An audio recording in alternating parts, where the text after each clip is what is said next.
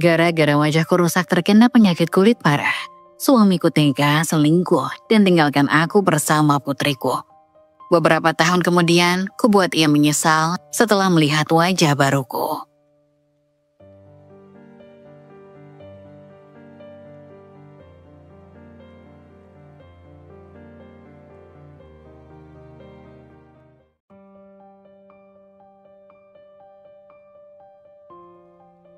Aku Rosa, seorang ibu rumah tangga berusia 35 tahun.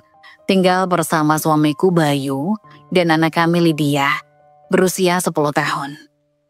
Kehidupan kami sempurna, rumah besar di pinggiran kota yang asri, tabungan melimpah untuk masa depan, dan keluarga kecil yang berharga.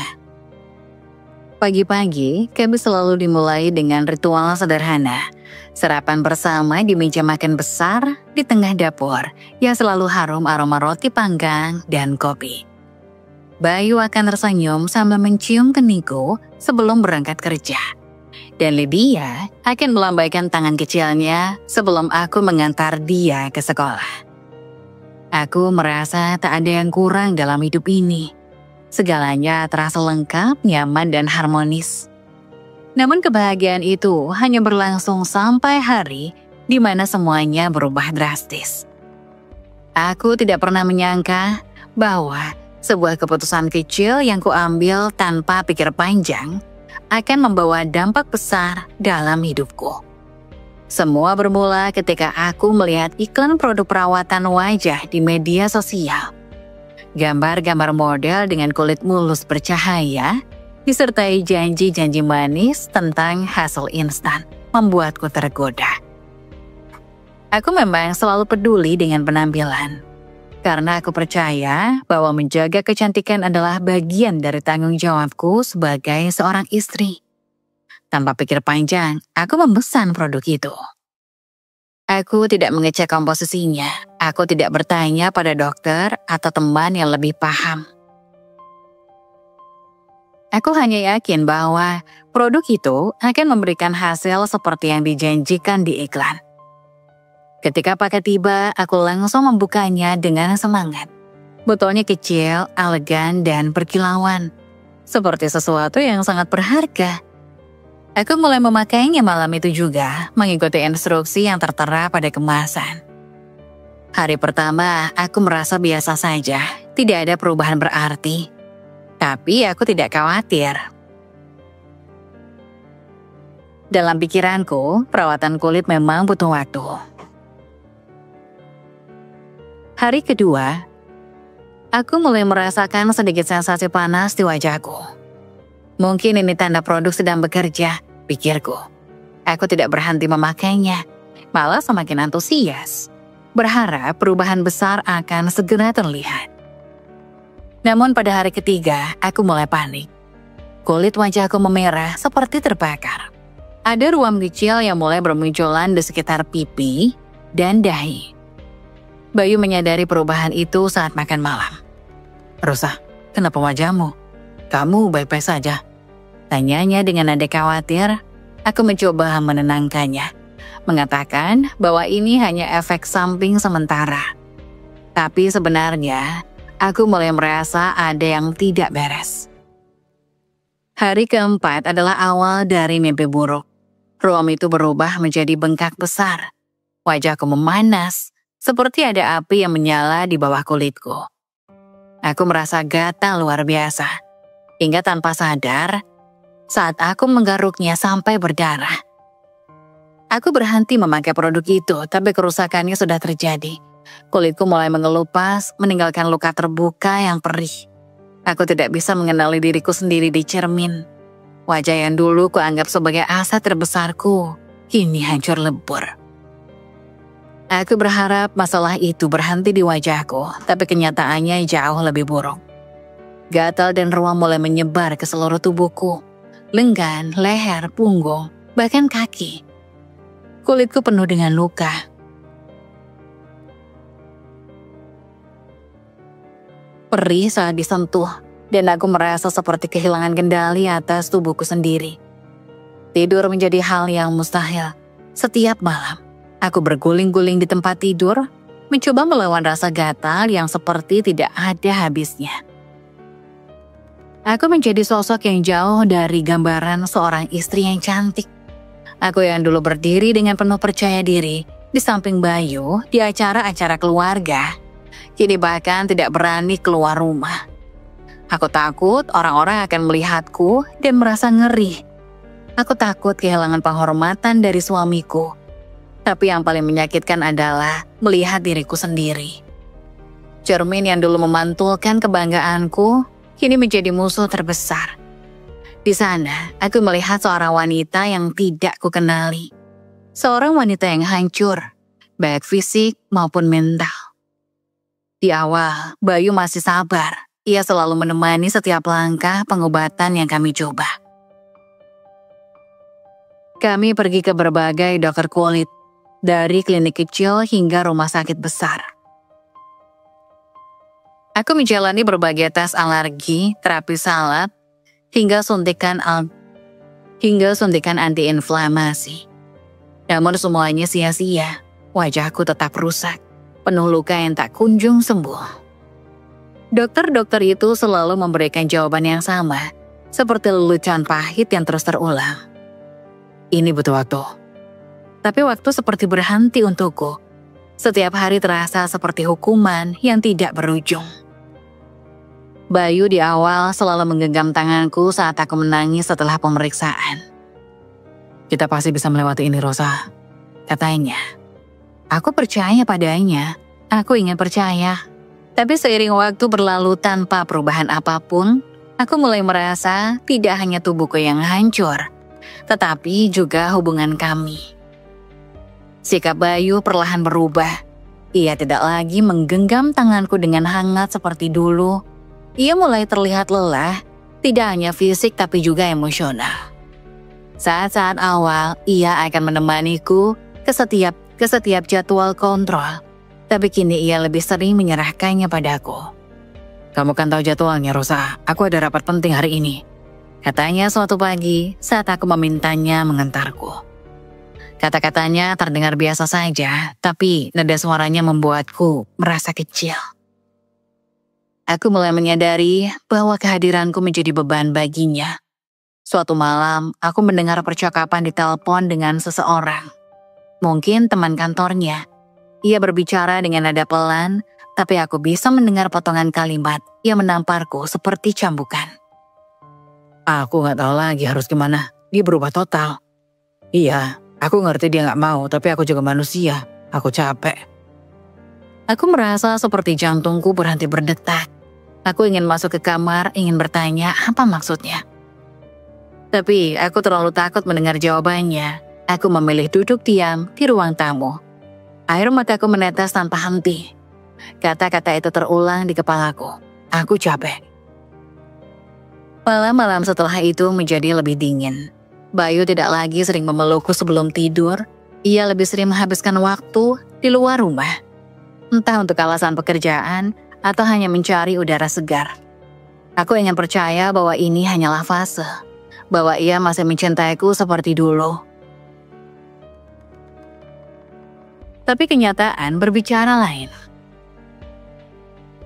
Bayu semakin sering mengeluh meskipun tidak langsung di hadapanku. Kadang aku mendengarnya berbicara dengan ibunya di telepon. Aku gak tahu, Bu. Dia gak seperti dulu lagi. Semua ini bikin aku stres. Lagi-lagi, aku merasa seperti mendengar serangan tanpa bisa membela diri. Aku ingin berteriak, ingin mengatakan bahwa aku juga tidak menginginkan ini terjadi. Bahwa aku juga hancur setiap kali melihat wajahku di cermin. Tapi kata-kata itu hanya tertelan di tenggorokanku. Suatu malam saat kami duduk di meja makan, Bayu akhirnya mengungkapkan apa yang selama ini kurasakan, tapi ia sembunyikan. Rosa, aku tahu ini berat buatmu, tapi aku juga harus jujur. Aku gak tahu sampai kapan aku bisa begini. Aku merasa kehilangan kamu. Aku terdiam. Kata-kata itu seperti pisau yang menusuk langsung ke hatiku. Kehilangan aku? Bagaimana mungkin? Aku masih di sini, di rumah ini, di meja ini menghadapi rasa sakit setiap hari. Tapi mungkin Aku memang telah berubah. Wajahku yang dulu ia puja kini menjadi alasan ia berpaling. Aku yang dulu ceria kini menjadi wanita pendiam yang sering menangis sendirian di kamar. Aku ingin marah, ingin menyalahkannya karena tidak cukup kuat untuk bertahan. Tapi di sisi lain, aku tahu bahwa tidak mudah bagi siapapun untuk menghadapi hal ini, termasuk Bayu. "Jadi apa maksudmu?" tanya aku dengan suara pelan, mencoba menahan tangis. Bayu menghela napas panjang. Ia tidak menjawab, hanya menatapku dengan mata yang penuh keraguan. Seolah ia sendiri tidak yakin dengan apa yang ingin ia katakan. Malam itu, aku tidur sendiri di kamar. Bayu memilih tidur di sofa dengan alasan ingin menonton televisi sampai larut. Aku tahu itu hanya alasan. Jarak antara kami tidak lagi hanya soal fisik, tapi juga hati. Aku merasa semakin jauh darinya, dan yang lebih menyakitkan, aku merasa kehilangan diriku juga. Memasuki bulan keempat penderitaanku, segalanya semakin berat. Wajahku yang penuh luka, kulitku yang masih terasa gatal dan perih, serta rasa malu yang tak kunjung hilang. Semuanya membuatku merasa seperti hidup dalam penjara yang kubuat sendiri. Tapi yang paling menghancurkan adalah perubahan sikap Bayu. Jika dulu ia sabar, setidaknya masih menunjukkan perhatian meskipun kecil, kini ia mulai terasa seperti orang asing. Bayu semakin sering pulang larut malam. Awalnya ia mengatakan bahwa ada pekerjaan tambahan di kantor. Tapi aku mulai merasakan ada sesuatu yang berbeda. Ia tidak lagi mengirim pesan seperti biasa, memberitahuku bahwa ia akan terlambat atau menanyakan kabarku. Ketika ia akhirnya pulang, seringkali aku mendapati dirinya kelelahan dan langsung masuk ke kamar tanpa sepatah kata pun. Aku mencoba bertanya suatu malam, mencoba memahami apa yang sedang terjadi. "Bayu, kenapa sekarang kamu sering pulang larut? Apa ada masalah di kantor?" Suaraku pelan mencoba untuk tidak terdengar menuduh, tapi responnya seperti tamparan di wajah. "Kenapa sih Rosa? Aku capek ya. Aku kerja buat kita, buat kamu dan Lydia. Tapi tiap aku pulang kamu selalu tanya-tanya kayak gini. Aku gak bisa ya terus-terusan di bawah tekanan," katanya dengan nada tinggi. Aku terdiam. Rasanya seperti dihantam oleh dinding besar dan aku tidak bermaksud menyudutkannya. Aku hanya ingin tahu kenapa ia berubah. Tapi jelas, pertanyaanku dianggap sebagai tuduhan. Malam itu, Bayu memilih tidur di ruang tamu. Aku menangis diam-diam takut suaraku membangunkan Lydia. Lydia, anak kami yang baru berusia 10 tahun, menjadi satu-satunya cahaya dalam kegelapan yang melingkupiku. Meskipun ia masih kecil, aku tahu ia memahami bahwa sesuatu telah berubah dalam keluarga kami. Ia sering mendekatiku, memelukku, dan berkata, "Ibu, aku sayang ibu." Kata-kata itu selalu membuatku merasa lega meskipun hanya sesaat. Suatu sore, ketika aku duduk di ruang tamu, Lydia datang dengan secangkir teh yang ia buat sendiri. "Ibu, ini teh untuk ibu. Aku baca di internet teh hangat bisa bikin ibu tenang," katanya sambil tersenyum. Aku tidak tahu bagaimana aku bisa begitu beruntung memiliki anak sebaik dirinya. Tanganku gemetar saat mengambil cangkir itu. "Terima kasih sayang," ucapku mencoba menahan air mata. Namun, perhatian Lydia hanya membuat luka di hatiku semakin dalam. Aku merasa gagal sebagai ibu. Seharusnya aku yang merawatnya, yang memastikan ia bahagia, bukan sebaliknya. Tapi Lydia tidak pernah mengeluh. Ia bahkan selalu berada di sisiku setiap kali aku merasa kesakitan. Memijat tanganku atau membawakan tisu untuk menghapus air mataku. Sementara itu, Bayu semakin menjauh. Aku tahu ada sesuatu yang salah, tapi aku tidak tahu bagaimana cara memperbaikinya. Suatu malam, ketika ia pulang lebih larut dari biasanya, aku memberanikan diri untuk berbicara lagi. Bayu, aku tahu aku bukan istri yang sempurna sekarang. Aku tahu aku berubah. Dan mungkin aku jadi beban yang berat buatmu. Tapi aku butuh kamu. Aku butuh kita bersama untuk melewati ini. Kataku dengan suara lirih, mencoba menahan emosi.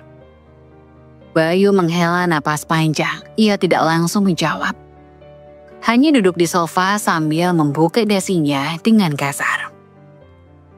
Akhirnya ia berkata, "Rosa, aku juga manusia. Aku punya batas. Aku tahu kamu gak mau ini terjadi. Tapi aku juga gak mau. Aku capek. Kamu gak ngerti apa yang aku rasain." Kata-katanya itu seperti menghancurkan apa yang tersisa dari hatiku. Aku ingin menjawab, ingin mengatakan bahwa aku juga manusia. Aku juga lelah, tapi aku tidak tahu bagaimana menjelaskan rasa sakit yang kurasakan tanpa membuatnya semakin marah. Jadi aku hanya diam, membiarkan air mata mengalir di pipiku. Hari-hari berikutnya tidak menjadi lebih baik. Bayu semakin jarang berbicara padaku. Ketika ia di rumah, ia lebih sering berada di depan televisi atau memegang ponselnya, seolah-olah aku tidak ada. Aku merasa tidak terlihat, bahkan kehadiranku seolah menjadi gangguan baginya. Aku mencoba berbicara, mencoba menghidupkan kembali komunikasi kami, tapi ia selalu menjawab dengan singkat atau justru menghindar. Sementara itu, Lydia tetap menjadi penyemangatku. Setiap pagi, ia akan memelukku sebelum berangkat sekolah. "Ibu, aku selalu doain ibu supaya cepat sembuh," katanya dengan polos. Kata-katanya itu adalah satu-satunya hal yang membuatku merasa bahwa aku masih berarti bagi seseorang. Tapi jauh di dalam hatiku, aku merasa takut. Takut Lydia suatu hari akan lelah seperti ayahnya. Takut bahwa aku akan benar-benar sendirian. Waktu terus berjalan, tapi luka-luka di tubuhku tidak kunjung sembuh. Dan luka di hatiku yang ditinggalkan oleh sikap dingin Bayu justru semakin menganga. Malam itu aku sedang membereskan meja makan. Bayu sudah tertidur di sofa ruang tamu, masih mengenakan pakaian kerjanya. Ponselnya tergeletak di meja. Layarnya menyala karena sebuah pesan masuk. Biasanya aku tidak pernah menyentuh barang pribadinya, tapi malam itu entah kenapa ada dorongan kuat untuk melihat pesan tersebut. Aku tidak tahu apa yang kucari, tapi hatiku sudah tenggelam dalam keraguan selama berbulan-bulan. Perasaan gelisah itu semakin besar ketika kulihat nama pengirimnya, nama seorang wanita, Maya. Aku mengenal nama itu. Dia rekan kerja Bayu yang beberapa kali disebutnya saat membicarakan proyek kantor. Awalnya aku mengabaikan hal itu, mencoba menepis pikiran buruk. Tapi isi pesannya menghentikan nafasku. "Sayang, aku sudah sampai di rumah. Terima kasih untuk malam ini. Aku tidak akan melupakan semua canda dan tawa kita. Selamat malam, Bayu." Tanganku gemetar. Sayang. Aku membaca pesan itu berulang-ulang. Berharap mataku salah melihat. Tetapi tidak. Setiap kata di layar ponsel itu seperti duri yang menusuk jantungku. Dadaku sesak, mataku memanas, dan aku mencoba dikhianati dengan cara yang paling kejam. Aku membangunkan Bayu yang masih terlelap di sofa. "Bayu, apa ini?" tanyaku. Suaraku bergetar. Aku menunjukkan ponsel itu di wajahnya. Ia terbangun dengan raut bingung. Tapi begitu ia melihat layar ponsel, ekspresinya berubah menjadi defensif. "Rosa, ini gak seperti yang kamu pikirkan," katanya sambil mencoba merebut ponselnya. Aku menarik tanganku, memeluk ponsel itu seperti menyelamatkan bukti terakhir dari kehancuran pernikahan kami. "Jelaskan, Bayu, apa maksud pesan ini?" Bayu menghela napas, berusaha tetap tenang. "Maya cuma teman kerja, Rosa. Kamu tahu itu. Kamu terlalu sensitif." "Terlalu sensitif?" Aku hampir tertawa mendengar kata-katanya. "Bayu, dia memanggilmu sayang. Dia bilang dia gak akan melupakan malam ini. Kamu pikir aku bodoh? Aku tahu ini lebih dari sekedar teman kerja." Bayu hanya diam, ia tidak membantah, tapi juga tidak membenarkan. Sikapnya itu membuatku semakin yakin bahwa ada sesuatu yang ia sembunyikan dariku. Malam itu, aku tidak bisa tidur. Ponsel Bayu masih di tanganku, dan aku memeriksa pesan-pesan lain. Percakapan mereka penuh dengan keintiman yang sudah lama hilang dari hubungan kami. Maya sering mengirim foto selfie dengan senyum manis, dan Bayu membalasnya dengan pujian. Mereka berbicara tentang makan malam, tentang momen-momen lucu di kantor, dan bahkan tentang perasaan mereka. Aku merasa dikhianati. Bukan hanya karena Bayu melanggar janji pernikahan kami, tapi karena ia menemukan kebahagiaan dengan orang lain, sementara aku terjebak dalam penderitaan. Bagaimana mungkin ia melakukan ini saat aku berada di titik terendah dalam hidupku? Esok harinya, aku memutuskan untuk membuktikan segalanya. Aku meminta Lydia untuk bermalam di rumah orang tuaku, agar ia tidak perlu melihat atau mendengar apa yang mungkin terjadi. Aku menunggu hingga Bayu pulang dan seperti yang kuduga, ia datang larut malam lagi. Ketika ia masuk ke rumah, aku berdiri di ruang tamu dengan wajah penuh kemarahan. Bayu, aku tahu kamu berbohong. Aku tahu kamu selingkuh dengan Maya. Katakan padaku, sejak kapan ini terjadi? Ia terlihat terkejut, tapi tidak berusaha menyangkal lagi. Mungkin ia tahu sudah tidak ada gunanya. Rosa, aku gak bermaksud menyakitimu. Aku butuh seseorang yang bisa mengerti aku, yang bisa memberiku kebahagiaan. Perkataannya itu seperti petir yang menyambar di malam gelap. Kebahagiaan. Aku mengulang kata itu dengan nada tak percaya. Jadi menurutmu, aku tidak cukup. Aku yang selalu berusaha bertahan, meskipun aku hancur. Aku yang selalu berharap kamu ada di sisiku. Bayu menghela napas panjang. Matanya tidak lagi menatapku, ia hanya berdiri di sana, seolah ingin segera menyelesaikan percakapan ini. Tapi aku tidak selesai, aku ingin tahu semuanya. Aku ingin mendengar alasan-alasannya, meskipun itu akan menghancurkanku lebih dalam. Kenapa Bayu? Apa aku begitu buruk sehingga kamu harus mencari kebahagiaan di luar sana? Tanyaku dengan suara bergetar. Ia akhirnya menatapku, dan yang ia katakan selanjutnya menghancurkan seluruh kepercayaan diriku. Rosa, lihat dirimu sekarang. Kamu bukan wanita yang sama seperti dulu. Aku mencoba bertahan, tapi kamu berubah. Wajahmu, aku gak bisa pura-pura lagi. Kamu gak seperti dulu. Aku kehilangan rasa itu. Aku terpaku mendengar kata-katanya. Rasanya seperti ribuan jarum menusuk kulitku sekaligus. Aku tidak pernah menyangka orang yang pernah bersumpah akan mencintaiku dalam suka dan duka bisa mengatakan sesuatu yang begitu kejam. Air mataku jatuh tanpa bisa kutahan. Jadi, karena wajahku rusak, aku tidak pantas untuk dicintai. Karena aku tidak sempurna lagi, kamu memilih meninggalkan aku. Tanyaku dengan suara lirih. Bayu tidak menjawab. Diamnya sudah cukup menjelaskan segalanya. Ia telah menyerah pada hubungan kami dan lebih memilih wanita lain daripada menghadapi kenyataan bahwa istrinya tidak lagi seperti dulu. Malam itu aku merasa hancur. Bukan hanya karena pengkhianatannya, tapi karena aku merasa kehilangan harga diriku. Kata-kata Bayu terus terngiang di kepalaku. Kamu gak seperti dulu. Bagiku, pernikahan adalah tentang cinta yang bertahan di tengah badai. Tapi bagi Bayu, cinta itu berakhir saat badai pertama datang. Penderitaanku mencapai puncaknya pada suatu sore yang tak akan pernah kulupakan. Hari itu aku sedang duduk di ruang tamu, mencoba menyulam kain kecil untuk mengisi waktu. Lydia sedang di kamar, mengerjakan tugas sekolah. Rumah terasa sunyi, meski hatiku bergemuruh dengan berbagai emosi. Aku masih mencoba menerima kenyataan bahwa Bayu telah menghancurkan pernikahan kami. Tetapi aku tidak pernah menyangka apa yang akan terjadi selanjutnya. Pintu depan terbuka dan aku mendengar langkah kaki Bayu masuk ke rumah. Tapi bukan hanya langkahnya, ada suara sepatu hak wanita yang mengikuti. Aku berhenti menyulam. Darahku berdesir dingin. Ketika aku menoleh, di sanalah mereka berdiri. Bayu dan wanita itu, Maya. Wanita yang selama ini menghancurkan hidupku.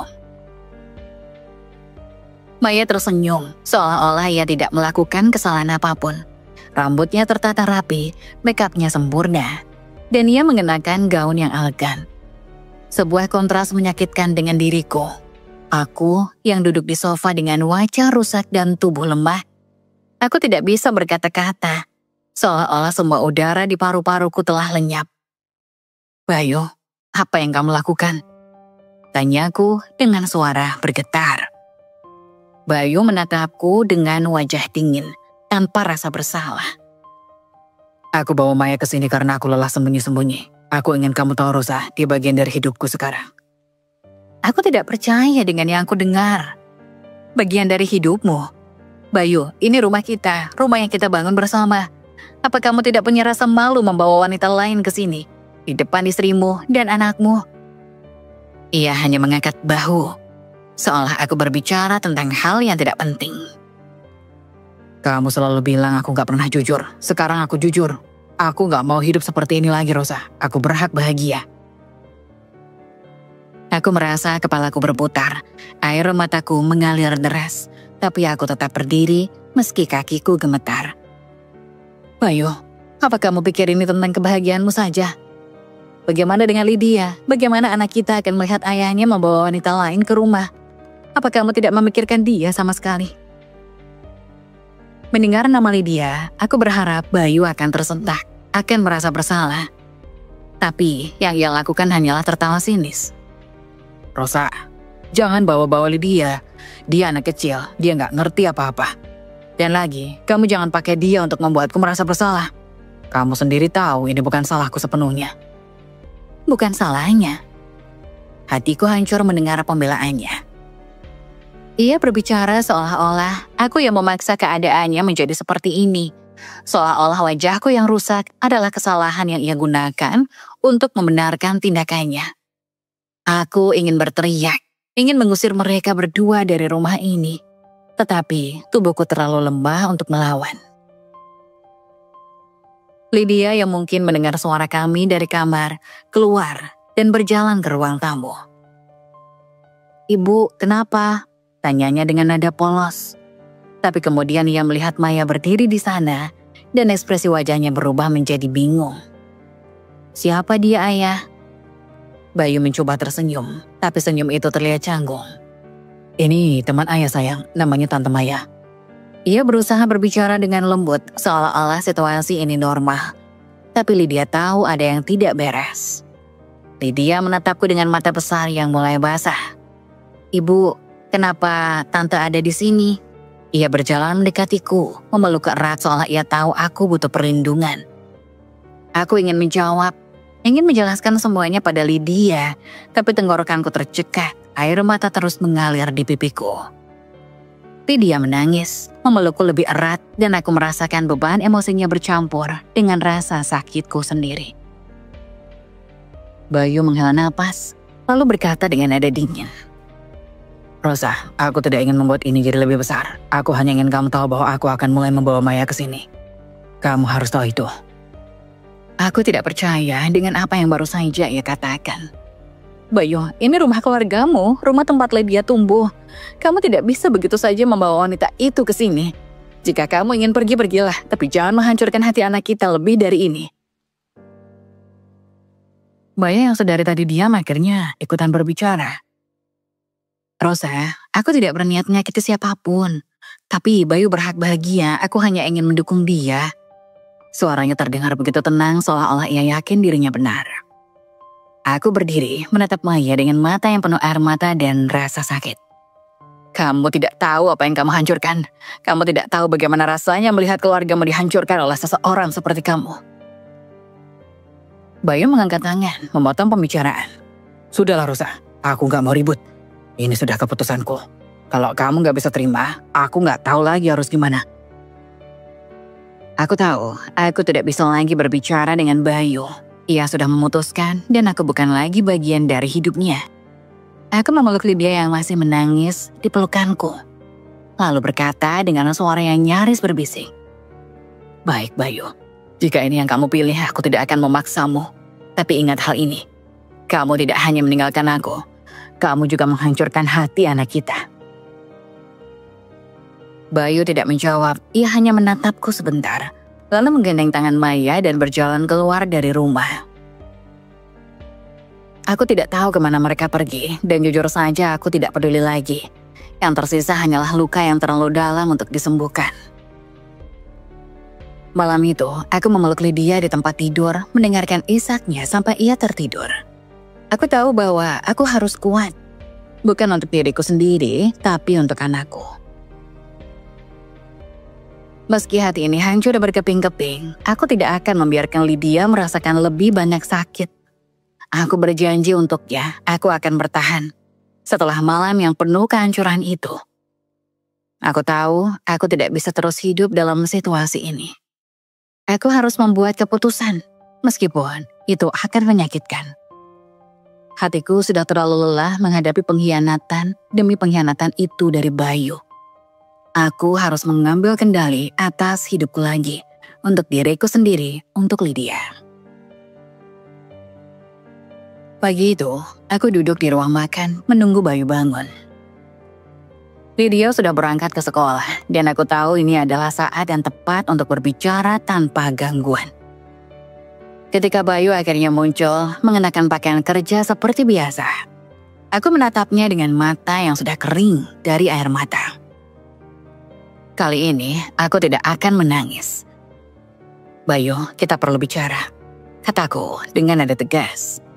Ia menghentikan langkah, lalu duduk di depanku. Apalagi Rosa? Tanyanya dengan nada datar, seolah-olah aku hanyalah beban tambahan di hidupnya. Aku menarik napas panjang. Aku sudah lelah dengan semua ini. Aku ingin kau memilih, aku atau wanita itu. Ia terdiam sejenak, menatapku dengan ekspresi yang sulit kubaca.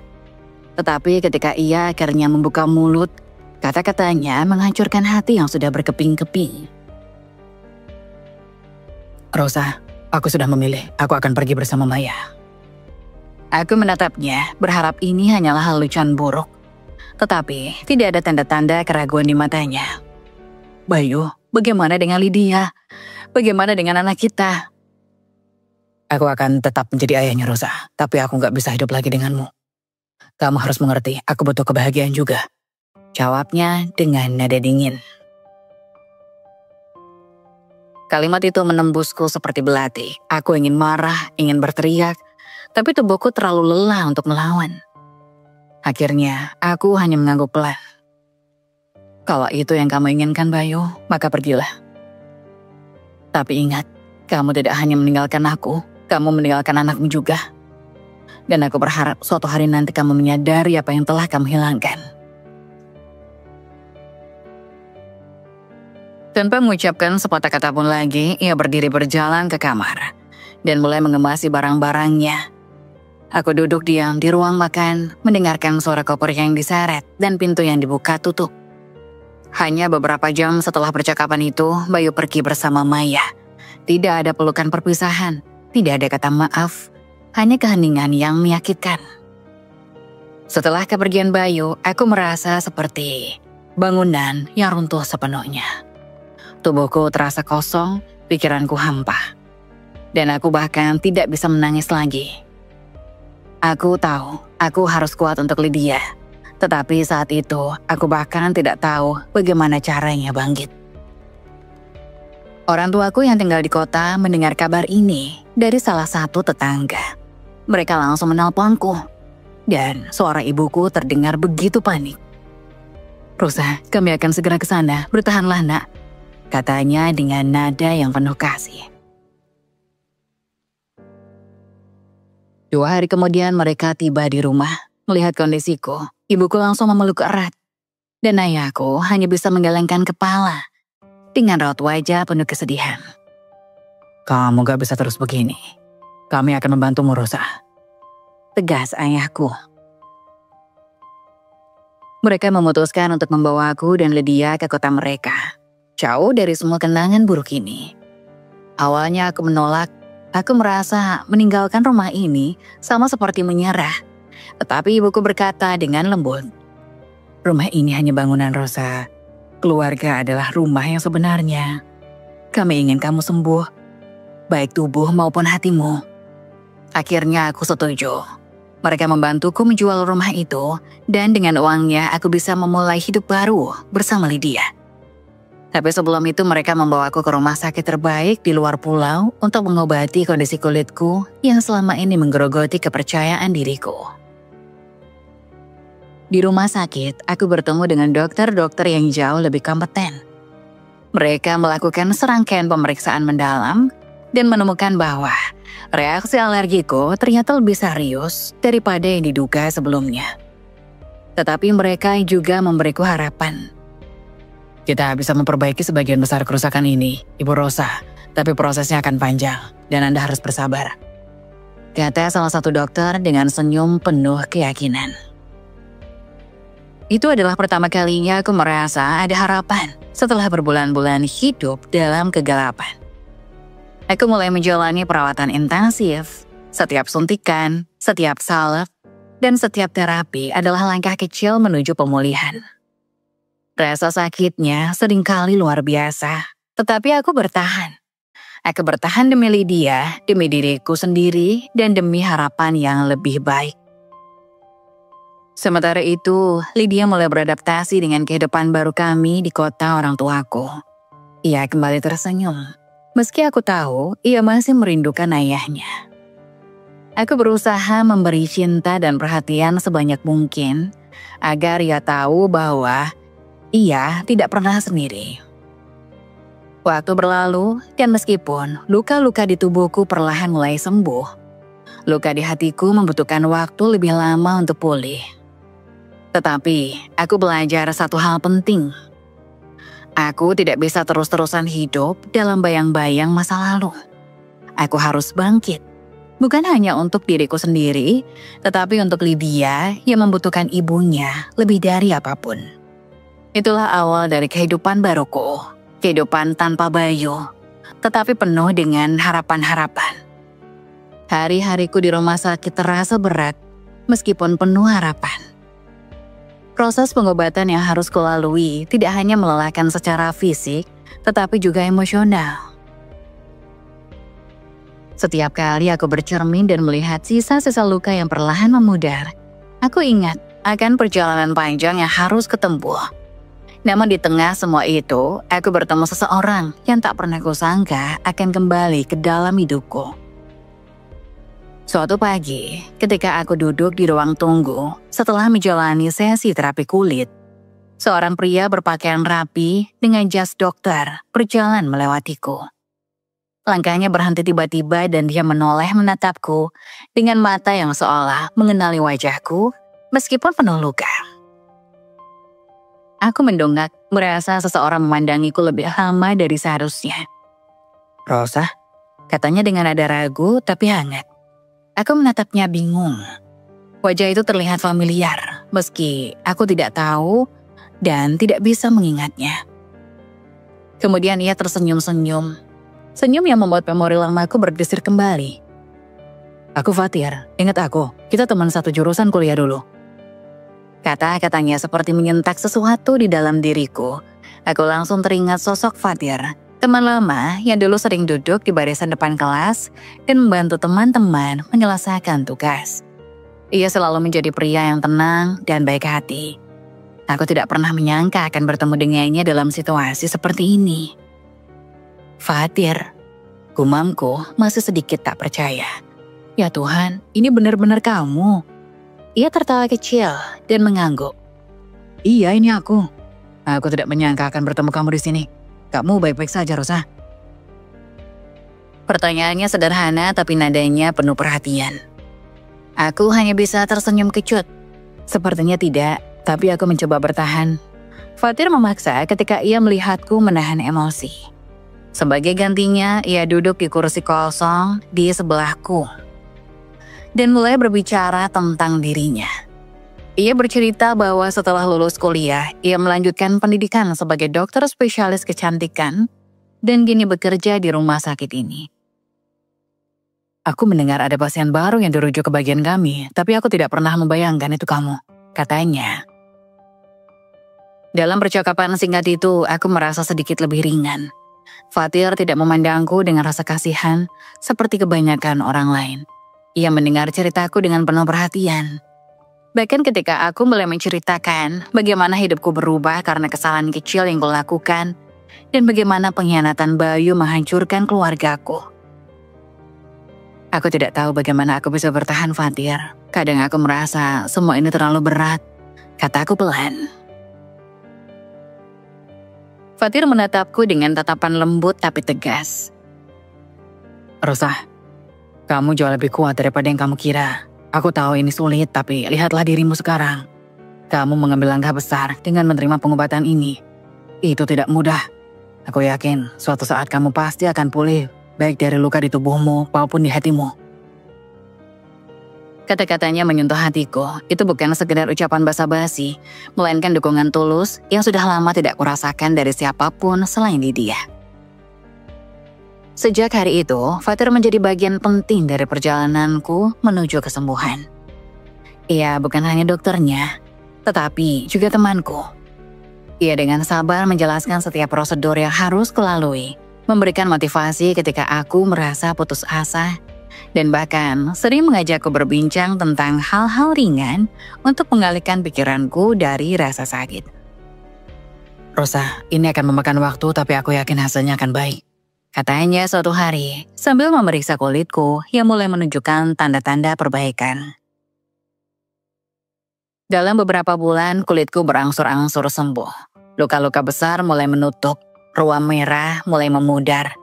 Dan meskipun tidak sempurna, aku mulai merasa lebih percaya diri untuk melihat wajahku di cermin lagi. Setiap kemajuan kecil itu memberikan aku harapan baru, seolah-olah aku sedang menyusun kembali potongan-potongan diriku yang telah hancur. Namun, Fatir tidak hanya membantu menyembuhkan luka fisikku. Ia juga membantuku melihat kembali diriku sebagai seorang individu yang berharga. Terlepas dari apa yang telah kulalui, ia selalu mengingatkanku bahwa kecantikan sejati bukan hanya tentang kulit yang mulus, tetapi tentang hati yang kuat dan keberanian untuk bangkit dari keterpurukan. Suatu sore, ketika kami selesai sesi konsultasi, Fatir menatapku dengan senyuman yang tulus. Rosa, aku bangga melihat kamu sejauh ini. Kamu adalah salah satu pasien yang paling kuat yang pernah kutemui. Aku terdiam, merasa emosiku mengaduk. Kata-katanya seperti pengakuan yang begitu berarti setelah semua yang kulalui.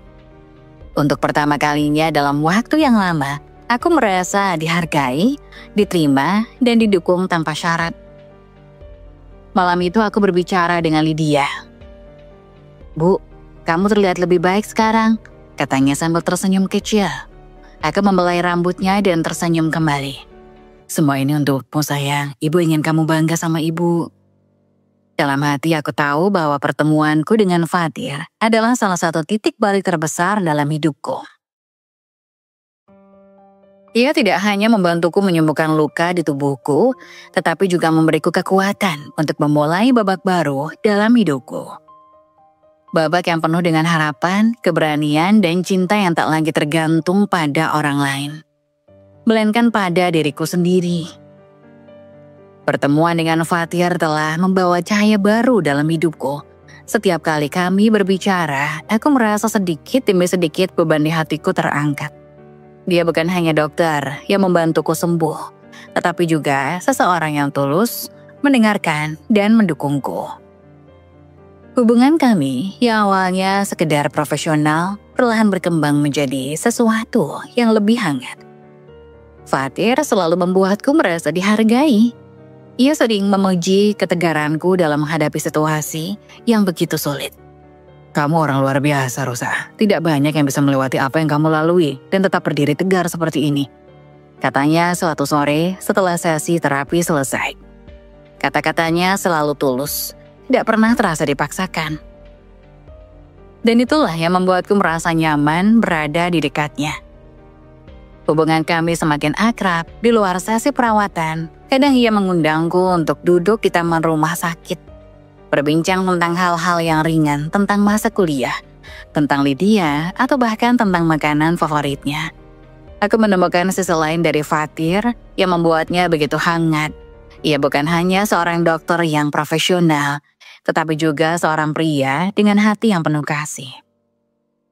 Lydia yang sering menemaniku ke rumah sakit mulai dekat dengan Fatir juga. Suatu sore ketika kami bertiga berjalan-jalan di taman rumah sakit, Lydia tiba-tiba bertanya, "Om Fatir, kenapa Om baik banget sama Ibu?" Fatir hanya tersenyum, lalu menatapku sekilas sebelum menjawab. "Karena ibumu adalah orang yang sangat kuat dan istimewa, Om kagum sama ibumu." Mendengar itu, aku merasa pipiku memanas. Aku menunduk, mencoba menyembunyikan senyum yang tak bisa kutahan. Lydia hanya tertawa kecil seolah-olah ia sudah tahu sesuatu yang belum kusadari sebelumnya. Waktu berlalu dan kondisi kulitku semakin membaik. Perubahan ini tidak hanya terjadi pada fisikku, tetapi juga pada kepercayaan diriku. Aku mulai merasa bahwa aku bisa menjadi versi diriku yang lebih baik, lebih kuat dan lebih berani. Fatir terus berada di sisiku, mendorongku untuk tidak hanya sembuh secara fisik, tetapi juga secara emosional. Ia mengajakku untuk kembali percaya bahwa aku pantas mendapatkan kebahagiaan meskipun masa lalu telah melukisku begitu dalam.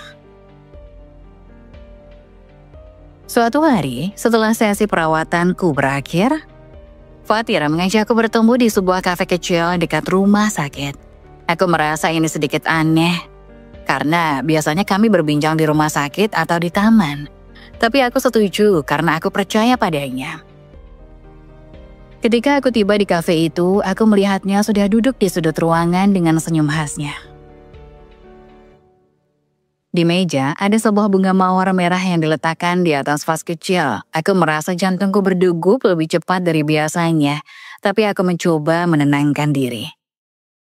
"Rosa, aku ingin bicara sesuatu yang penting," katanya setelah aku duduk. Suaranya tenang tetapi ada nada serius yang membuatku merasa bahwa apapun yang akan ia katakan akan mengubah segalanya.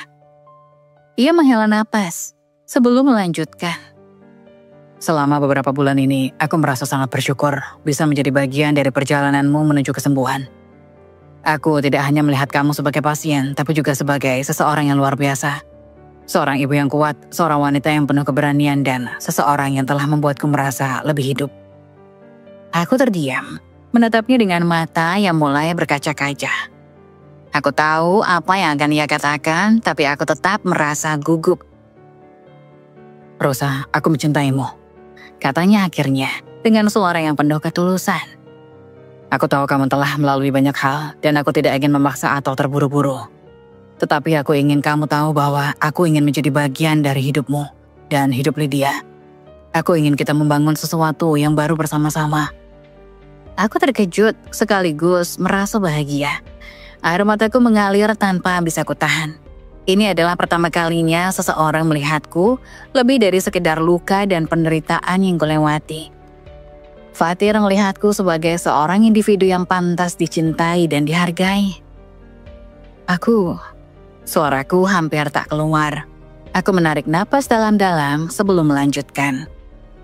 "Aku tidak tahu harus berkata apa, Fatir. Aku sangat berterima kasih atas semua yang sudah kamu lakukan untukku. Aku juga merasa nyaman bersamamu. Tapi apakah kamu yakin aku membawa banyak luka baik di hati maupun di tubuh?" Fatir tersenyum, lalu menggenggam tanganku dengan lembut. "Rosa, aku tidak peduli dengan masa lalu. Yang aku pedulikan adalah masa depan yang bisa kita bangun bersama. Aku ingin kamu tahu bahwa kamu tidak perlu menghadapi semuanya sendirian lagi." Aku tidak bisa berkata apa-apa lagi selain mengangguk. Dalam momen itu aku merasa seperti seluruh dunia berhenti dan yang ada hanyalah aku dan Fatir. Beberapa minggu kemudian, Fatir datang ke rumah orang tuaku.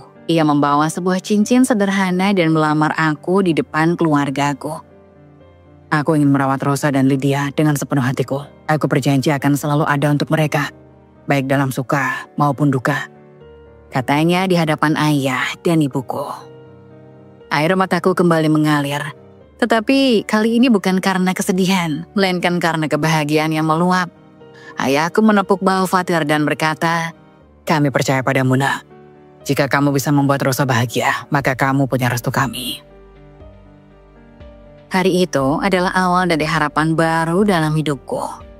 Aku tidak pernah menyangka bahwa di balik semua penderitaan yang kulewati, Tuhan memberikan kesempatan kedua untuk mencintai dan dicintai.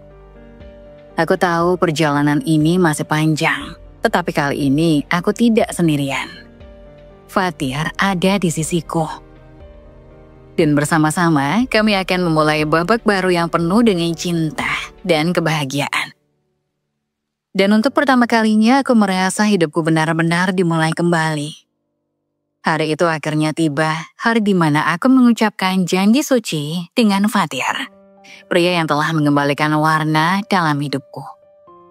Pernikahan kami digelar secara sederhana, hanya dihadiri keluarga dekat dan beberapa sahabat. Aku mengenakan gaun putih yang tidak terlalu mewah, tetapi cukup membuatku merasa istimewa. Fatir dengan jas hitamnya tampak mempesona seperti biasanya. Tetapi yang paling membuatku terharu adalah bagaimana ia menatapku. Di matanya, aku bukan lagi Rosa yang terluka atau Rosa yang penuh bekas luka. Aku adalah Rosa yang ia cintai tanpa syarat. Lydia menjadi pengiring pengantin kecilku dengan gaun kecil berwarna pastel dan senyum cerah di wajahnya. Ia tampak begitu bahagia. Aku tahu pernikahan ini bukan hanya tentang aku dan Fatir, tetapi juga tentang memberikan Lydia kehidupan yang lebih stabil dan penuh cinta. "Lydia, sekarang kita punya keluarga baru," bisikku padanya sebelum acara dimulai. Ia mengangguk dengan semangat. "Aku senang, Bu. Om Fatir baik banget. Dia kayak ayah kedua buat aku." Kata-katanya membuatku hampir menangis. Tetapi aku menahan diri. Ini adalah hari kebahagiaan, hari yang penuh dengan harapan baru, dan aku ingin merayakannya sepenuhnya. Setelah pernikahan, kami pindah ke rumah baru yang dibeli Fatir di kota yang sama dengan tempat kerjanya. Rumah itu tidak sebesar rumah lamaku dengan Bayu, tapi terasa jauh lebih hangat. Setiap sudutnya dipenuhi dengan kehadiran Fatir yang selalu memastikan bahwa aku dan Lydia merasa nyaman. "Kamu tidak perlu lagi merasa sendirian, Rosa," katanya suatu malam ketika kami sedang duduk di balkon. "Rumah ini adalah tempat di mana kamu bisa menjadi dirimu sendiri tanpa rasa takut atau kesedihan." Aku mengangguk, merasakan air mata mengalir. Ini adalah awal kehidupan yang baru, kehidupan yang tidak lagi dipenuhi rasa sakit, melainkan kebahagiaan yang perlahan-lahan kembali membangun tempat di hatiku. Beberapa bulan setelah pernikahan, aku hamil. Kabar itu membuatku terkejut sekaligus bahagia. Awalnya, aku merasa ragu, takut bahwa aku tidak akan mampu menjadi ibu yang baik setelah semua trauma yang kulalui. Tetapi Fatir meyakinkanku seperti biasanya. "Ini adalah berkah, Rosa," katanya sambil memegang tanganku. "Kita akan melalui semuanya bersama-sama, seperti yang selalu kita inginkan." Lydia juga sangat senang mendengar kabar itu. "Aku akan punya adik," katanya dengan mata berbinar. "Aku akan jadi kakak yang baik, Bu. Aku janji." Selama 9 bulan, Fatir menunjukkan betapa pedulinya ia. Ia selalu ada setiap pemeriksaan dokter, memastikan bahwa aku mendapatkan perawatan terbaik. Ketika aku merasa lelah atau cemas, ia selalu tahu cara menenangkanku. Aku merasa bahwa aku benar-benar dicintai dan dilindungi. Ketika putra kami lahir, kami memberinya nama Fadil, sebuah nama yang berarti mulia. Fatir yang memilihnya, dan aku setuju karena nama itu memiliki makna yang begitu dalam. Kehadiran Fadil melengkapi kebahagiaan keluarga kecil kami. Lydia sangat menyayangi adiknya. Ia selalu ingin membantu mengurus Fadil, dari mengganti popok hingga mencarikan lagu-lagu pengantar tidur. Melihat Lydia dan Fadil bersama, membuatku merasa bahwa semua rasa sakit dan perjuangan yang pernah kulalui sepadan dengan kebahagiaan ini. "Kamu adalah ibu yang luar biasa, Rosa," kata Fatir suatu malam ketika kami mengawasi Fadil yang sedang tidur. Aku tersenyum dan menjawab, dan kamu adalah suami dari ayah yang luar biasa. Hidupku dengan Fatir tidak selalu sempurna. Kami tetap menghadapi tantangan seperti pasangan lainnya. Tetapi perbedaannya adalah, kali ini aku tidak merasa sendirian. Fatir selalu ada di sisiku, mendukungku, mencintaiku. Dan yang terpenting, menerima aku apa adanya. Aku sering merenung tentang perjalanan hidupku. Dari wanita yang merasa hancur karena kesalahan kecil dan pengkhianatan, hingga menjadi istri yang dicintai, dan ibu dari 2 anak yang luar biasa. Semua itu mengajarkanku bahwa hidup tidak pernah berhenti memberikan kesempatan baru, bahkan di saat-saat tergelap. Kini, ketika aku melihat ke cermin, aku tidak hanya melihat perubahan fisik yang terjadi karena pengobatan. Aku melihat seorang wanita yang kuat yang telah melalui badai, tapi tetap berdiri tegak. Luka-luka di tubuhku mungkin tidak sepenuhnya hilang, tetapi luka-luka di hatiku setelah sembuh, digantikan oleh cinta dan harapan. Fatir sering berkata bahwa aku adalah cahaya dalam hidupnya, tetapi sebenarnya ia adalah cahaya dalam hidupku. Bersamanya, aku belajar untuk mencintai diriku sendiri, untuk memaafkan masa laluku, dan untuk merangkul masa depanku dengan penuh keberanian. Dan untuk pertama kalinya aku merasa hidupku benar-benar utuh. 2 bulan setelah kehidupan baruku dimulai bersama Fatir, kami dihadapkan pada sebuah keputusan besar. Fatir menerima kabar bahwa ia dipindah tugaskan ke kota yang menjadi tempatku tumbuh dan melewati semua kepahitan masa laluku. Kota di mana aku pernah merasa hancur, tetapi juga tempat aku belajar berdiri kembali. Ketika Fatir menyampaikan berita itu, aku terdiam cukup lama. Bayangan rumah lama aku, tempat aku mengalami begitu banyak luka, seketika memenuhi pikiranku. Aku belum pernah kembali ke sana sejak meninggalkan Bayu. Rumah itu kini kosong, tapi selalu terasa berat ketika setiap kali aku membayangkan melangkahkan kaki lagi ke sana. Bagaimana menurutmu, Rosa? Tanya Fatir lembut menggenggam tanganku. Kita bisa mencari tempat lain untuk tinggal jika kamu merasa tidak nyaman kembali ke sana. Aku tahu Fatir akan selalu mendukung apapun keputusanku. Tapi aku juga tahu ini adalah kesempatan bagiku untuk benar-benar menghadapi masa kecilku. Untuk benar-benar menghadapi masa laluku. Setelah sekian lama menghindar, mungkin inilah waktunya aku kembali. Bukan sebagai Rosa yang hancur, tetapi sebagai Rosa yang telah menemukan kebahagiaan dan kekuatan baru. Aku ingin kita tinggal di rumah itu. Jawabku akhirnya dengan suara mantap. Bukan untuk menghidupkan masa lalu, tapi untuk membuktikan bahwa aku sudah bisa berdamai dengannya. Fatir tersenyum lalu mengecup keningku. Apapun yang kau pilih, aku akan selalu bersamamu. Ketika kami tiba di kota itu, aku merasakan campuran emosi yang sulit dijelaskan. Di satu sisi aku merasa gugup, di sisi lain ada semacam kelegaan aneh yang perlahan menyusup. Ketika mobil kami mendekati rumah lamaku, aku melihat bangunan besar berdiri dengan megah sama seperti dulu. Tetapi kini aku tidak lagi melihatnya sebagai tempat penuh kesedihan. Aku melihatnya sebagai tempat yang akan aku bangun ulang dengan cinta yang baru. Lydia yang kini berusia 12 tahun tampak antusias melihat rumah itu. Ini rumah kita dulu ya, Bu. Aku ingat sekali waktu aku masih kecil, serunya. Aku tersenyum. Iya, Nak, dulu ini rumah kita. Fatir membantu membuka pintu rumah dan kami masuk ke dalam.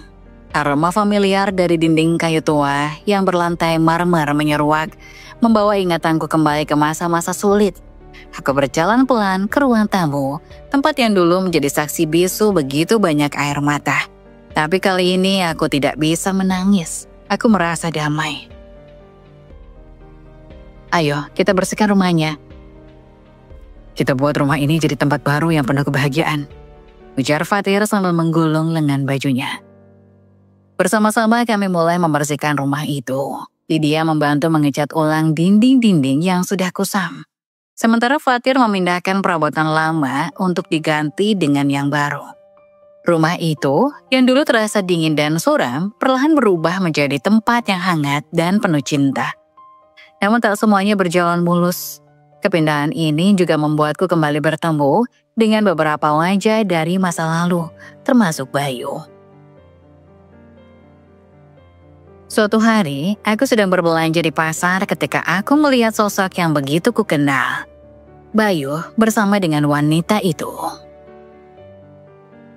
Mereka tampak bahagia, tapi aku tidak merasakan apa-apa. Tidak ada kemarahan, tidak ada kesedihan. Yang ada hanyalah perasaan lega karena aku telah melangkah jauh dari mereka. Bayu juga melihatku. Ia tampak terkejut dan sedikit bingung. "Rosa?" panggilnya dengan ragu. Aku menoleh menatapnya dengan tenang. "Iya, ini aku." Ia tersenyum kaku. "Aku dengar kamu sudah menikah lagi. Selamat ya." Aku mengangguk. "Terima kasih, aku juga berharap kamu bahagia." Percakapan kami singkat, tapi cukup untuk memberiku penegasan bahwa aku benar-benar telah melupakan luka-luka yang pernah ia tinggalkan. Fatir adalah kehidupanku yang baru dan aku tidak ingin menyia-nyiakan kebahagiaan itu dengan memikirkan hal-hal yang sudah berlalu. Kehidupan di kota lamaku ternyata tidak seburuk yang kubayangkan.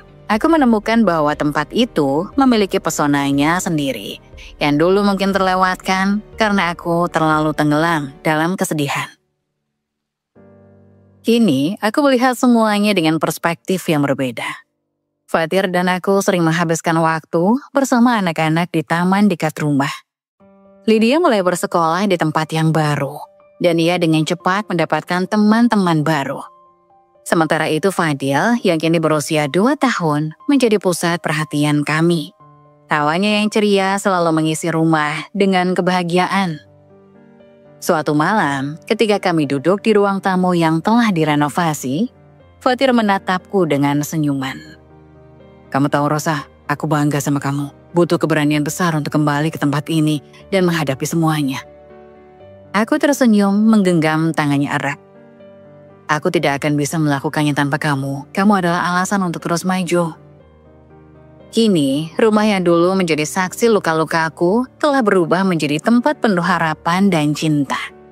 Setiap sudutnya dipenuhi dengan tawa dan kebahagiaan. Dan aku menyadari kepindahan ini bukanlah akhir dari perjalanan, melainkan awal dari babak baru yang lebih mudah. Aku bukan lagi Rosa yang dulu. Aku adalah Rosa yang telah menemukan kembali hidupnya. Bersama keluarga yang mencintai dan mendukungku sepenuh hati. Pagi itu dimulai dengan begitu damai. Matahari memancarkan sinarnya melalui jendela dapur, menciptakan suasana hangat di meja sarapan. Fatir sedang menyuapi Fadil, sementara Lydia bercerita dengan antusias tentang tugas sekolahnya. Aku sendiri sibuk menuangkan teh ke cangkir-cangkir mereka, merasa bahwa inilah hidup yang selalu aku impikan. Tenang, penuh cinta, dan sederhana. Namun kedamaian itu mendadak hancur ketika suara gaduh terdengar dari halaman depan. Aku mendengar seorang berteriak-teriak memanggil namaku, diiringi bunyi keras pagar yang digedor-gedor. "Rosa, aku butuh bicara denganmu." Aku membeku. Cangkirku di tanganku hampir terjatuh. Suara itu meski kini terdengar parau dan penuh kegelisahan, masih sangat kukenal itu suara Bayu. Fatir menatapku dengan alis terangkat. "Siapa itu?" tanyanya dengan nada tenang, meski aku tahu ia mulai waspada. Aku hanya menggelengkan kepala mencoba menenangkan diri. "Aku akan melihatnya," kataku sambil melangkah menuju pintu. Ketika aku membuka pintu, Bayu sudah berdiri di tengah halaman. Wajahnya kusut, rambutnya berantakan dan pakaiannya tampak lusuh, seperti seseorang yang tidak tidur semalaman. Matanya merah, penuh dengan ekspresi putus asa yang belum pernah kulihat sebelumnya. "Rosa," katanya dengan suara bergetar, "aku butuh bicara denganmu." Aku menggenggam pintu erat-erat mencoba menenangkan diriku.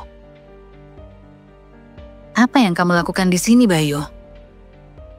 tanyaku dengan suara dingin. Ia menghela napas panjang seolah-olah mencoba menahan emosi. "Aku tahu aku telah melakukan banyak hal, banyak kesalahan. Aku tahu aku telah menyakitimu. Aku ingin memperbaikinya, aku ingin kita kembali bersama." Kata-katanya membuatku terdiam. Aku tak tahu apakah aku harus tertawa atau merasa marah. Di belakangku aku mendengar langkah Fatir mendekat. Ia muncul di sisiku, berdiri tegap, matanya tajam menatap Bayu. "Permisi, siapa Anda? Dan apa yang Anda lakukan di sini?" Tanya Fatir dengan nada tegas tetapi tetap sopan. Bayu menatap Fatir dengan ekspresi yang sulit dijelaskan. Mungkin ia terkejut melihat pria lain berdiri di sisiku, melindungiku dengan begitu tenang dan penuh percaya diri. "Aku mantan suami Rosa," katanya akhirnya. "Aku di sini untuk meminta maaf dan memintanya kembali." Fatir melirikku, memastikan aku baik-baik saja sebelum menjawab.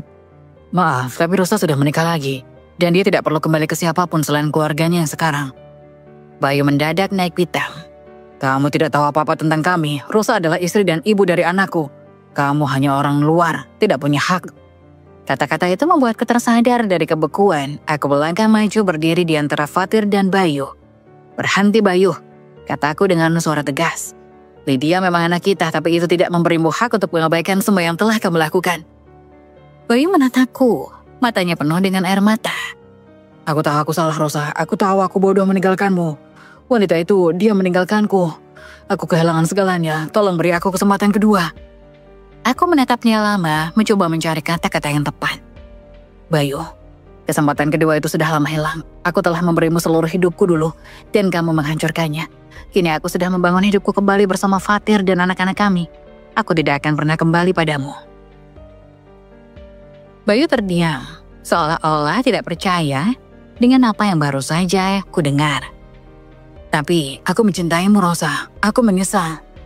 Aku menarik napas panjang, mencoba menahan emosi yang sudah mulai muncul. "Cinta tidak cukup Bayu, kamu tidak mencintaiku saat aku membutuhkanmu. Kamu mencampakkanku di saat-saat terburukku. Kini aku telah menemukan seseorang yang mencintaiku dengan tulus, yang menerima aku apa adanya. Bahkan ketika aku tidak sempurna, kamu harus belajar menerima kenyataan ini." Bayu tampak kehilangan kata-katanya. Ia berdiri di sana, memandangku dengan ekspresi patah hati. Tetapi aku tidak merasa kasihan, aku merasa bebas. Untuk pertama kalinya, aku mampu menghadapi Bayu tanpa rasa sakit atau takut. Bayu tampak kehilangan kata-katanya. Ia berdiri di sana memandangku dengan ekspresi patah hati. Tetapi aku tidak merasa kasihan, aku merasa bebas. Untuk pertama kalinya, aku mampu menghadapi Bayu tanpa rasa takut atau sakit. Fatir yang selama ini dia melangkah maju. "Saya rasa Anda sudah mendapat jawabannya," katanya tegas. "Tolong tinggalkan rumah kami." Bayu tidak melawan, ia hanya menundukkan kepalanya, berbalik dan berjalan pergi tanpa berkata apa-apa lagi. Aku menutup pintu, membiarkan kehadirannya memudar dari hidupku sekali lagi. Fatir menggenggam tanganku, menatapku dengan penuh perhatian. "Kamu baik-baik saja kan?" tanyanya. Aku mengangguk merasa lega. "Ya, aku baik-baik saja. Terima kasih sudah ada di sisiku." Malam itu, aku merenung di balkon, memikirkan pertemuan dengan Bayu. Bukannya membangkitkan rasa sakit, kejadian itu justru membuatku semakin yakin bahwa aku telah mengambil keputusan yang tepat. Masa lalu tidak lagi memiliki kuasa atas diriku. Kini aku adalah Rosa yang baru, dengan kehidupan yang baru, dan aku tidak akan membiarkan siapapun merusaknya. Beberapa hari setelah kejadian, di mana Bayu mendatangi rumah kami, aku menerima pesan dari seorang tetangga lama yang tinggal di sekitar rumah lamaku. Pesannya singkat namun penuh makna. "Bayu sering terlihat di depan rumahku, dia tampak tidak baik-baik saja." Aku merasa campur aduk. Sebagian diriku ingin mengabaikannya, tapi bagian lain merasa aku perlu memastikan keadaan mantan suamiku itu. Walaupun dia telah menyakitiku, aku tetap manusia yang tak bisa sepenuhnya menutup mata terhadap penderitaan orang lain. Terutama seseorang yang dulu pernah menjadi bagian dari hidupku. Suatu hari ketika aku sedang menjemur pakaian di halaman depan, aku melihat sosok itu lagi. Bayu berdiri di luar pagar rumah kami, menatapku dari kejauhan. Kali ini ia tampak lebih buruk dari terakhir kali aku melihatnya. Tubuhnya semakin kurus, wajahnya penuh kerutan, dan pakaiannya lusuh. Hatiku tercekat melihat kondisinya, tetapi aku tetap mencoba menjaga jarak. Aku melangkah mendekati pagar. "Apa yang kamu lakukan di sini lagi, Bayu?" tanyaku dengan nada tegas namun tidak keras. Ia menundukkan kepala, tidak langsung menjawab. Kemudian dengan suara serak ia berkata, Aku tidak punya tempat lain untuk pergi. Aku ingin bicara denganmu, tolong." Aku ragu sejenak, tetapi akhirnya memutuskan untuk mendengarkan. Aku membuka pagar dan mempersilahkan masuk, namun aku memastikan Fatir tahu apa yang sedang terjadi. Fatir mengangguk dari jauh, memberiku ruang untuk menangani diri sendiri. Tetapi tetap berjaga jika aku membutuhkannya. Kami duduk di teras, Bayu memandangi rumah itu dengan tatapan kosong. Aku bisa melihat air matanya mulai menggenang di sudut mata. Sesuatu yang jarang kulihat darinya. "Rosa," ia memulai dengan suara gemetar. "Aku tahu aku adalah pria yang tidak pantas untukmu. Aku tahu aku telah melakukan kesalahan yang tidak bisa dimaafkan. Tapi aku ingin kamu tahu bahwa aku sangat menyesal." Aku tetap diam, memberinya ruang untuk melanjutkan. "Setelah aku meninggalkanmu dan menikah dengan wanita itu, semuanya terasa indah pada awalnya. Lanjutnya, dia memanjakan egoku, membuatku merasa seperti pria paling hebat di dunia. Tapi aku buta, aku tidak melihat bahwa dia hanya mengincar hartaku. Setelah tabunganku habis, dia meninggalkanku tanpa sepatah kata pun. Aku kehilangan segalanya, Rosa. Rumah, pekerjaan, bahkan martabatku." Suaranya pecah di tengah-tengah cerita. Ia menunduk menyembunyikan wajahnya yang kini mulai basah oleh air mata. "Dan saat itu aku baru sadar aku telah melepaskan wanita yang benar-benar mencintaiku. Aku menukarmu, yang selalu ada di sisiku, dengan seorang wanita yang hanya peduli pada uangku. Aku bodoh, Rosa. Aku sangat bodoh." Aku menggenggam cangkir teh di tanganku erat-erat, mencoba menenangkan diriku. Hatiku bercampur antara simpati dan keengganan. Bagaimana luka yang ia tinggalkan masih membekas di hatiku. "Bayu," akhirnya aku berkata, menatapnya dengan tatapan lembut tapi tegas. "Aku mendengar penyesalanmu dan aku percaya itu tulus. Tapi apa yang sudah terjadi tidak bisa diubah. Aku sudah memaafkanmu sejak lama, bukan untukmu tetapi untuk diriku sendiri. Aku tidak ingin membawa kebencian dalam hidupku yang baru." Bayu mengangkat wajahnya, menatapku dengan mata penuh harapan. "Jadi, apakah masih ada kesempatan untuk kita, Rosa?" Aku tahu, aku tidak pantas, tapi aku ingin memperbaiki semuanya. Aku ingin kita kembali menjadi keluarga. Aku menggeleng pelan dan senyum kecil yang penuh rasa iba. "Tidak, Bayu, kehidupan itu sudah berakhir. Aku telah melangkah maju. Dan aku bahagia dengan Fatir dan anak-anak kami. Kamu harus menerima bahwa kita tidak bisa lagi kembali seperti dulu. Tapi aku berharap kamu bisa memulai hidup yang baru sama seperti aku." Air mata mengalir deras di wajahnya. Dan aku tahu kata-kataku adalah kenyataan yang sulit diterimanya. Namun aku juga tahu bahwa aku harus tegas untuk melindungi kehidupanku yang sekarang. "Aku tidak bisa mengubah masa lalu, Bayu," lanjutku. "Tapi aku berharap kamu bisa belajar dari itu. Mulailah dari nol, membangun hidupmu kembali. Aku yakin kamu bisa, selama kamu mau berusaha." Bayu terdiam lama sebelum akhirnya mengangguk. "Terima kasih, Rosa," katanya dengan suara bergetar. "Terima kasih sudah mendengarkanku dan terima kasih sudah memaafkanku." Ia berdiri dan melangkah pergi, meninggalkan halaman rumah kami dengan langkah gontai. Aku menatap punggungnya hingga ia menghilang di tikungan jalan. Merasa lega sekaligus sedih, aku tahu itu mungkin terakhir kalinya aku melihat Bayu. Malam itu, aku merenung di sisi Fatir, menceritakan semuanya. Fatir mendengarkan dengan penuh perhatian, lalu menggenggam tanganku. "Kamu adalah wanita yang luar biasa, Rosa," katanya. "Tidak semua orang bisa memaafkan yang seperti kamu lakukan." Aku tersenyum kecil merasa bahwa beban yang selama ini ada di hatiku telah terangkat. Aku telah memaafkan Bayu dan dengan itu aku benar-benar bebas dari masa lalu. Kini aku bisa melangkah maju tanpa ada bayangan apapun yang menahanku. Aku adalah Rosa yang baru dan hidupku penuh dengan harapan dan cinta. Dan yang terpenting, aku tahu bahwa aku pantas mendapatkan kebahagiaan ini. Pagi itu, langit cerah dan angin sejuk berhembus lembut di halaman rumah kami. Aku sedang bermain bersama Fadil di taman kecil di depan rumah. Sementara Lydia membaca buku di kursi teras. Fatir baru saja berangkat ke rumah sakit untuk memulai hari kerjanya. Kehidupannya yang kujalani sekarang terasa tenang dan penuh kebahagiaan, seperti oase setelah perjalanan panjang yang penuh badai. Namun ketenangan itu kembali terusik. Dari kejauhan aku melihat Bayu mendekat. Kali ini ia datang dengan langkah gontai, lebih lusuh dibanding sebelumnya. Dan wajahnya memancarkan keputusasaan yang mendalam. Aku merasakan hatiku mencalas, bukan karena takut, tetapi karena tahu apa yang akan dia katakan. Aku ingin bicara, katanya dengan suara parau saat tiba di depan pagar.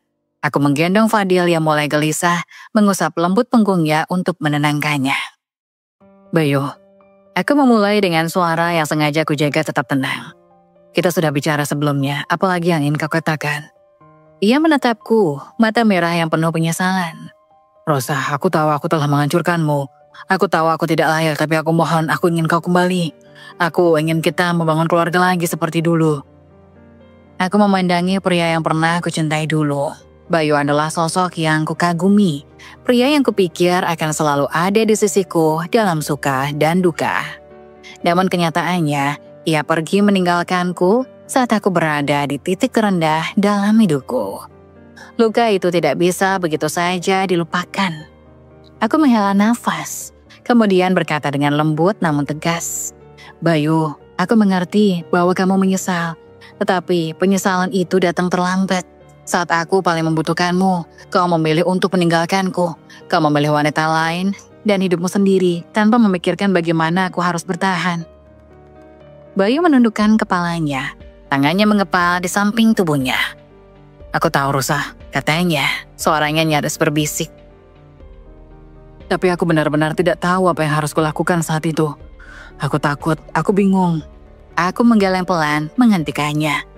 Takut dan bingung bukan alasan untuk meninggalkan seseorang yang kau cintai. Aku menghadapi semuanya sendirian, Bayu. Aku yang harus bangkit untuk diriku sendiri dan untuk Lydia. Aku melalui neraka, Bayu, sementara kau hidup nyaman dengan pilihanmu. Tapi sekarang aku sudah sembuh, aku sudah bahagia dengan hidupku sekarang. Aku mendekap Fadil lebih erat, mencium puncak kepalanya yang harum.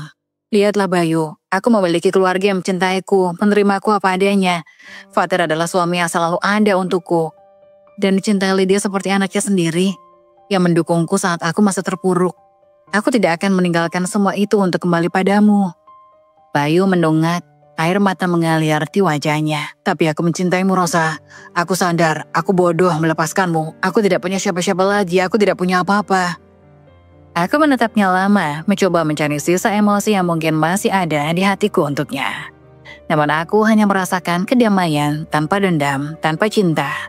Aku tahu bahwa hubungan kami benar-benar telah selesai. Bayu, kataku, suaraku tenang tetapi tetap tegas. Aku bukan Rosa yang dulu. Aku telah belajar mencintai diriku sendiri, mencintai hidupku, dan mencintai orang-orang yang menghargai aku. Aku harap kamu juga bisa belajar dari kesalahanmu dan menemukan jalanmu sendiri. Tapi aku tidak bisa menjadi bagian dari hidupmu lagi. Aku melihat bahunya merosot seperti seorang pria yang kehilangan semua harapan. Ia menatapku sekali lagi, lalu pada Fadil yang tertidur di pelukannya. Akhirnya pada rumah yang dulu pernah kami tinggali bersama, dan akhirnya pada rumah yang dulu kami tinggali bersama. Aku mengerti, katanya akhirnya, dengan suara hampir tak terdengar. Aku akan pergi. Ia berbalik dan berjalan pergi meninggalkan halaman rumahku untuk terakhir kalinya. Aku tidak memanggilnya, tidak mencoba menghentikannya. Itu adalah keputusan terbaik untuk kami berdua. Lydia yang diam sejak awal mendekat dan memegang tanganku. Ibu baik-baik saja, tanyanya dengan nada khawatir. Aku tersenyum membelai rambutnya dengan lembut. Ibu baik-baik saja sayang, kita sudah melewati masa-masa sulit. Sekarang kita hanya perlu melihat ke depan. Malam harinya, aku menceritakan semuanya kepada Fatir. Ia mendengarkan dengan penuh perhatian, seperti biasanya. Lalu menggenggam tanganku erat. Kamu wanita yang luar biasa, Rosa. Katanya, aku bersyukur bisa menjadi bagian dari hidupmu. Aku tersenyum, merasa bersyukur atas perjalanan hidupku meskipun penuh liku. Masa laluku mungkin kelam, tetapi aku telah memilih untuk berdiri tegak, melangkah maju, dan menemukan kebahagiaan yang sesungguhnya. Kini aku tahu bahwa aku adalah Rosa yang kuat, Rosa yang tidak lagi hidup dalam bayang-bayang siapapun. Pagi itu suasana rumah begitu tenang, aku sedang menyuapi Fadil bubur di ruang makan. Sementara Lydia sibuk menyiapkan bahan untuk tugas sekolahnya. Fatir belum pulang dari shift malam di rumah sakit, dan aku merasa nyaman menjalani rutinitas sehari-hari. Namun, ketenangan itu kembali terganggu ketika suara ketukan keras di pintu gerbang menggema. Lydia yang pertama kali mendengarnya. Ia mengintip dari jendela dan berbalik menatapku, wajahnya sedikit tegang. Ibu, ayah Bayu ada di depan lagi, katanya pelan. Aku menarik napas panjang mencoba menenangkan diri. Aku tahu ini belum selesai, bahwa Bayu belum menyerah. Dengan langkah mantap aku menuju ke gerbang. Fadil tetap kugendong untuk memberiku kekuatan lebih. Di sana, Bayu berdiri. Wajahnya tampak semakin menyedihkan. Kusut, penuh kerutan, dengan mata sembab yang memohon belas kasih. Ia tidak berbicara langsung, hanya menatapku dengan pandangan yang meminta pengampunan. Aku sudah bilang Bayu, ucapku dengan tegas. Tidak ada lagi yang bisa kuberikan untukmu. Aku telah memaafkanmu, tapi aku tidak bisa menerima kehadiranmu lagi dalam hidupku. Bayu mengangkat tangannya seperti mencoba menghentikanku untuk menutup percakapan. Tolong Rosa, aku tidak punya siapa-siapa lagi. Aku tidak tahu harus kemana, biarkan aku tinggal di sini. Meski hanya di gudang, di garasi, di mana saja. Aku tidak minta banyak, aku hanya ingin dekat denganmu dan anak-anak. Aku tersentak mendengar kata-katanya. Dia memohon untuk tinggal, bukan hanya meminta maaf. Namun aku tahu bahwa ini tidak bisa dibiarkan. Keputusanku sudah bulat. Dan aku tidak akan membiarkan masa laluku merusak kebahagiaan yang susah payah kubangun. Bayu, aku berkata. Menjaga nada suaraku tetap dingin, namun penuh ketegasan. Aku mengerti bahwa kamu menyesal, tetapi rumah ini adalah tempat aku membangun hidup yang baru, bukan tempat untuk membuka luka lama. Kamu harus pergi, kau tidak bisa berada di sini lagi. Ia menggeleng dengan panik. Aku tidak punya tempat lain, Rosa, tolonglah. Aku hanya butuh waktu, aku hanya butuh kesempatan. Fadil yang berada dalam gendonganku mulai menangis, mungkin karena merasakan ketegangan di udara. Aku mencoba menenangkan bayiku sambil tetap menjaga kendali atas situasi ini. Namun melihat Bayu yang terus memohon tanpa batas, aku tahu bahwa kata-kata saja tidak akan cukup untuk menghentikanku. Aku melangkah mundur dan memanggil satpam kompleks. Pak Andi, satpam yang telah lama bekerja di sini, datang dengan cepat. Ia tampak heran melihat Bayu tapi tidak banyak bertanya. Pak Andi, tolong bantu saya. Pria ini tidak mau pergi meskipun sudah saya minta dengan baik. Saya perlu diajarkan untuk menghormati keputusan saya. Pak Andi mengangguk dengan sigap, lalu mendekati Bayu. Maaf Pak, Anda harus pergi. Ibu Rosa sudah jelas-jelas meminta Anda untuk tidak berada di sini. Bayu terlihat makin putus asa. Ia berbalik padaku dengan mata yang basah. Rosa tolong, jangan lakukan ini. Aku hanya butuh sedikit waktu. Aku menarik napas dalam-dalam, menatapnya tanpa emosi. Bayu, tolong hargai aku dan hidupku yang sekarang. Pergilah dan bangun hidupmu sendiri. Dengan berat hati, Bayu akhirnya menyerah. Ia berjalan menjauh dari gerbang dengan langkah gontai. Sesekali menoleh berharap aku akan memanggilnya kembali. Tetapi aku tidak melakukannya. Hatiku telah tertutup untuknya sekian lama. Pak Andi mengunci gerbang dengan rapat dan kembali ke posnya. Aku berdiri ke tempatku, menenangkan Fadil yang kini mulai tenang di pelukanku. Dari sudut mataku, aku melihat Lydia berdiri di dekat pintu. Wajahnya penuh dengan kecemasan. Aku menghampirinya dan merangkulnya dengan satu tangan. Ibu baik-baik saja, katanya lembut. Ini semua akan segera berlalu, sayang. Jangan khawatir. Lydia memelukku erat seolah ingin meyakinkan bahwa ia selalu ada di sisiku. Ibu tidak perlu takut, bisiknya. Aku dan Fatir selalu di sini untuk ibu. Malam itu, aku menceritakan kejadian tersebut kepada Fatir. Seperti biasa, ia mendengarkan dengan penuh perhatian. Ia menggenggam tanganku erat. Aku sudah membuat keputusan yang tepat, Rosa. Katanya dengan senyum hangat. Tidak ada yang berhak mengusik kedamaian kita, bahkan masa lalu sekalipun. Aku mengangguk, merasakan kehangatan dari genggaman tangannya. Aku tahu bahwa keputusan ini bukan hanya untukku, tapi juga keluargaku. Untuk Fatir, Lydia, dan Fadil. Masa lalu mungkin datang mengetuk pintu, tetapi aku telah belajar bahwa aku memiliki kekuatan untuk tidak membiarkannya masuk. Aku adalah Rosa yang baru, kuat, tegar, dan penuh cinta pada hidupku yang sekarang.